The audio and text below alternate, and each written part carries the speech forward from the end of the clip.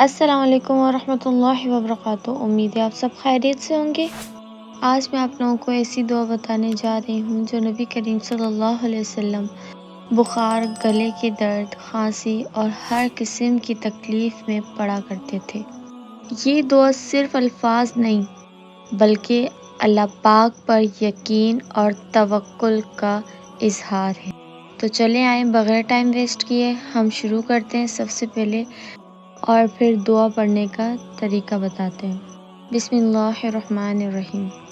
اللہم رب الناس اذھب البس واشفی انت الشافی لا شفاء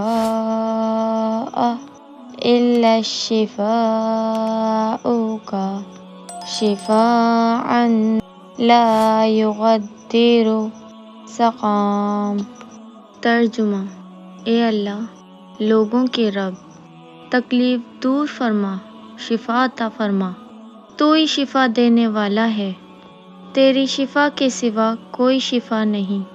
ایسی شفا دے جو کسی بیماری کو باقی نہ چھوڑے۔ اللہم آمین۔ اب میں آپ کو یہ دعائے شفا پڑھنے کا طریقہ بتاتی ہوں۔ یہ دعائے شفا 7 مرتبہ پڑھنی ہے۔ ایک مرتبہ پڑھ کر اپنے دائیں ہاتھ کی ہتھیلی پر پھونک ماریں، پھر ایک مرتبہ پڑھیں، پھر اپنے دائیں ہاتھ کی ہتھیلی پر پھونک ماریں۔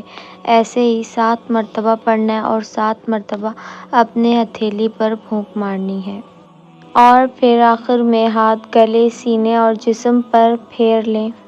اور کوئی ایک ٹائم نہیں ہے، کسی بھی ٹائم آپ پڑھ سکتے ہیں جب آپ کو بہتر لگے۔